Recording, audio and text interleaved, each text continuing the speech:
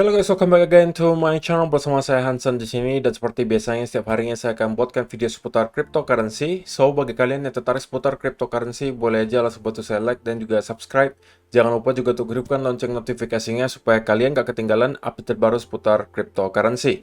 Oke, pada hari ini guys, kembali kita akan bahas putaran Bitcoin, dan seperti biasa kita bakal mulai dari coin market cap terlebih dahulu. Per hari ini secara global market cap crypto berada di angka 987 billion dollar atau naik sekitar 0,89%. Nah, Bitcoin sendiri di angka 20.170, Ethereum 1.597, BNB 279, XRP 0,33, Cardano 0,45, Solana 31, dan Dogecoin ada di urutan ke-10 dengan harga 0,062 dolar. So, per hari ini kita melihat market rata-rata dalam keadaan hijau, kenaikannya ranging antara 0, sekian persen hingga kurang lebih 2%. Top performernya adalah Ethereum guys, dengan kenaikan 2,93% ke 1.597 dolar. So, itu adalah outlook sementara dari beberapa top coin yang ada. Sekarang kita masuk dulu ke beberapa berita dan data terbaru hari ini. Nah, untuk hari ini merupakan hari terpenting secara event ekonomi guys, data ekonomi. Karena malam hari ini kita akan melihat rilisnya data unemployment rate dan juga non-farm payrolls dari Amerika Serikat. Dengan adanya hal ini tentunya menurut saya market akan lebih volatil nanti malam. Gitu ya, baik di stock market, US dollar maupun kripto. Jadi siap-siap untuk kalian yang misalnya pengen cari setup, mungkin nanti malam bakalan ketemu. Dan 19.30 adalah waktu rilis datanya. Dan kemungkinan gitu ya, kemungkinan saya bakalan adain live streaming juga kalau teman-teman mau dan berminat. Kalau misalnya kalian pengen saya live streaming, boleh aja kasih like dan komentar dulu.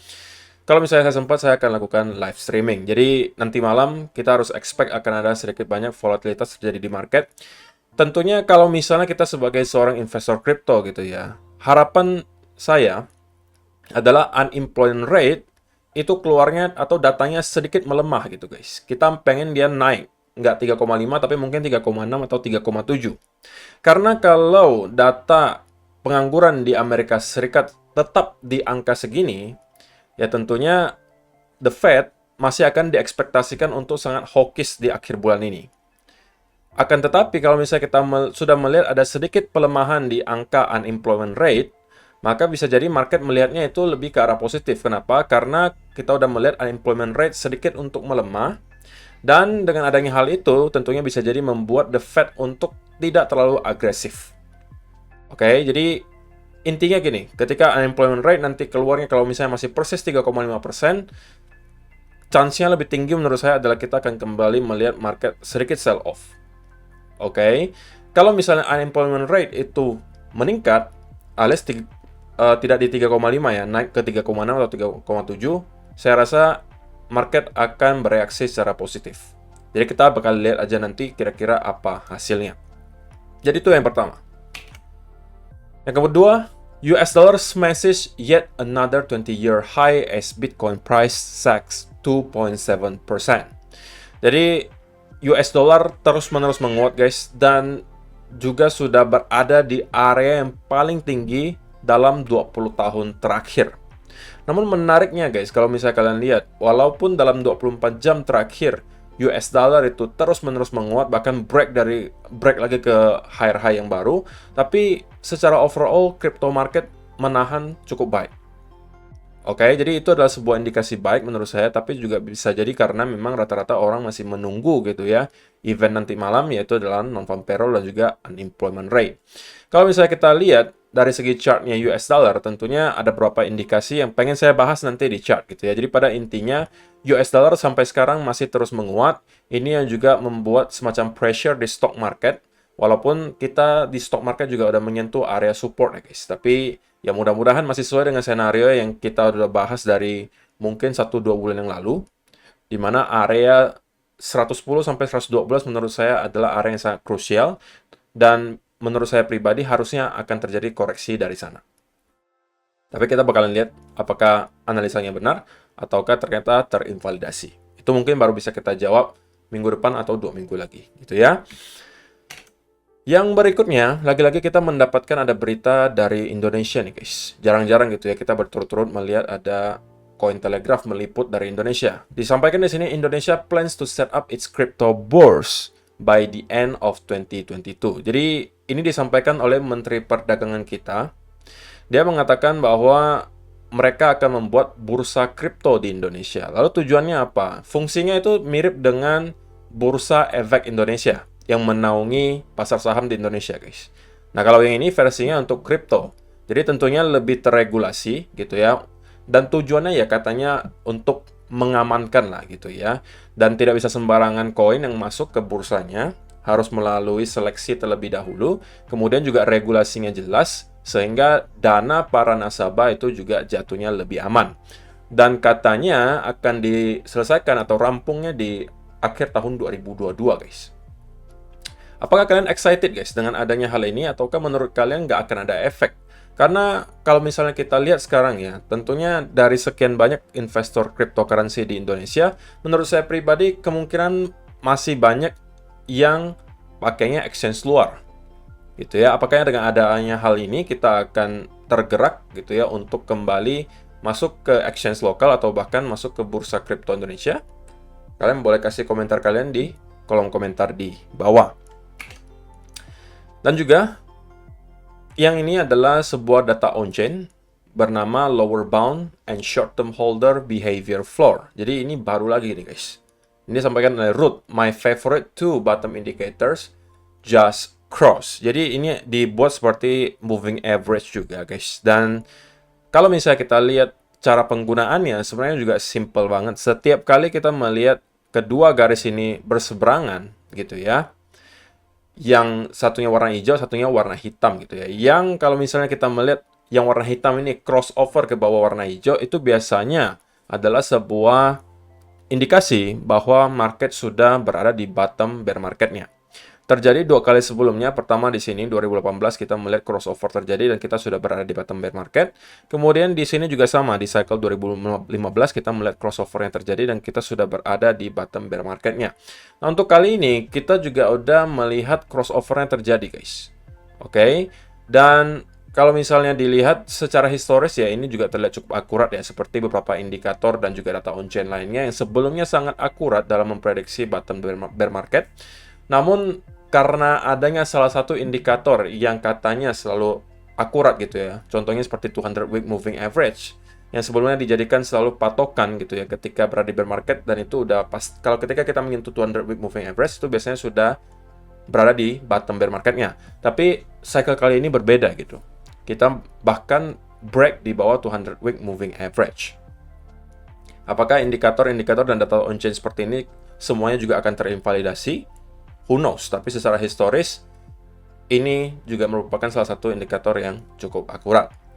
Oke, so itu adalah beberapa data dan berita hari ini yang pengen saya sampaikan untuk kalian, guys. Sekarang kita masuk ke chartnya Bitcoin, dan saya akan mulai dari 4-hour chart, gitu ya. Dan kalau misalnya kalian perhatikan untuk price actionnya, sebenarnya kita cenderung hanya ranging saja, guys, di sekitaran area 20.400 sampai area 19.600. Nah, di video kemarin saya sudah sempat sampaikan bahwa kita ada membentuk semacam symmetrical triangle yang dimana pattern ini cenderung netral gitu, tergantung dia breaknya ke arah mana, ke atas atau ke bawah. Nah, ketika kita breakdown ke bawah, saya udah sampaikan juga di video kemarin, kecenderungannya adalah kita akan kembali nge-retest area low sebelumnya di sini, di area 19.600. Nah, kita kembali persis bounce dari area sana, guys. Oke, dengan adanya hal ini, tentunya kita kembali membuat pattern yang baru. Setelah kemarin adanya indikasi double bottom di sini, karena kita membuat satu lagi retest, maka sekarang kita berpotensi membuat yang namanya triple bottom. Neckline-nya tetap sama, berada di sekitaran kurang lebih di sini. Oke. Dan kalau kita mampu breakout dari area di sini, tentunya ini adalah sebuah indikasi baik. Terlebih lagi kalau kita mampu reclaim di atas area 20.700. Oke, idealnya adalah kalau kita mampu langsung strike break di atas 21.000 dan consolidate di atas area ini. Nah, ini adalah pertanda bahwa sepertinya Bitcoin akan koreksi lebih tinggi. Oke, seperti yang udah kita sampaikan juga dari beberapa video sebelumnya. Karena ada beberapa alasan guys. Pertama, kita memang udah melihat adanya beberapa tanda seperti bullish divergence di RSI. Kedua juga ada indikasi pattern triple bottom. Yang ketiga juga dari segi funding range gitu ya. Dari segi funding range kita tahu cenderung di semua exchange sekarang negatif. Alias kita bisa melihat para trader yang trading di futures itu cenderung kebanyakan dalam keadaan short yang sangat agresif. Dengan adanya beberapa indikasi tersebut, ya cenderung saya lebih prefer atau beranggapan gitu ya, harusnya probability-nya lebih tinggi kita akan ke arah atas. Tapi tentunya itu semuanya tidak akan berlaku kalau misalnya nanti data ekonomi nanti malam keluar, misalnya unemployment rate malah menguat atau stay di 3,5, kita justru bisa melihat market kembali sell off. Oke, tapi sekali lagi guys, event ekonomi seperti itu ketika kalian mau trade, pastikan kalian harus tahu bahwa pergerakannya biasa itu bakalan zigzag guys. Oke, kalaupun misalnya tiba-tiba down seperti ini, bukan berarti akan continue gitu ya. Kalaupun kalian nekat untuk trade, pastikan kalian udah menerapkan risk management yang baik. Oke, secara price action dan yang lainnya sebenarnya cenderung saya lebih ke arah bullish ya.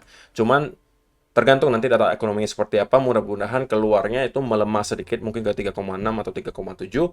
Dan dengan adanya hal itu, saya rasa chance-nya cukup tinggi bahwa kita akan melihat semacam rally di Bitcoin.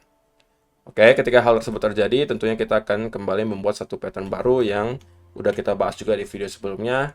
Bisa jadi menjadi sebuah inverse head and shoulder. Nah, kalau misalnya kita bahas yang tadi soal US dollar index yang terus mengalami penguatan, bahkan membuat higher high baru, nyampainya hampir ke 110 kemarin. Memang dari segi price action-nya, so far, kita terus membuat higher high gitu. Jadi secara teori kita masih dalam keadaan bullish. Tapi ada beberapa indikasi yang menurut saya perlu kalian perhatikan. Pertama di weekly chart, kalau misalnya kalian lihat, tentunya ada sebuah trend line besar yang sudah disentuh oleh DXY di sini. Oke, yang cenderung akan menjadi area major resistance. Nah, selain itu juga, kalau misalnya kalian lihat dari segi indikator RSI, kita juga udah membuat bearish divergence. Oke, kita cenderung membuat higher high, tapi di indikatornya kita membuat lower high. Apakah kalian masih ingat guys, apa yang terjadi ke kripto ketika kita melihat hal semacam ini terjadi? Kita cek. Ini terjadi kalau tidak salah yaitu di pertengahan atau awal tahun 2021. Di sini guys. Nah, jika kalian perhatikan, ini juga adalah yang sama dengan yang terjadi di US dollar. Di mana kita membuat higher high, di sini higher high, tapi indikatornya terus membentuk lower high. Oke, sehingga pada akhirnya ketika sell off yang benar-benar terjadi, itu terjadinya cukup dalam. Oke, dan itu juga yang saya expect akan terjadi di US dollar. Cuma pertanyaannya apakah kita sudah mencapai topnya atau kita masih mempunyai sedikit ruang ke atas, mungkin menyentuh ke 110 sampai 112 sebelum pada akhirnya kita kehilangan momentum dan start mendapatkan koreksi dalam tersebut. Oke, sampai sekarang scenario tersebut masih saya pegang dan belum berubah dari mungkin 1-2 bulan lalu. Udah pernah kita bahas juga soal dollar index yang sudah menyentuh area yang sangat krusial di sini. Nah, kalau misalnya kita mendapatkan koreksi tersebut terjadi, maka itu menurut saya akan menjadi katalis bagi kripto dan juga stock market untuk mendapatkan relief rally yang cukup tajam. Gitu ya. Jadi kita akan lihat kondisinya seperti apa untuk beberapa hari ke depan. So far yang bisa saya lihat adalah seperti itu.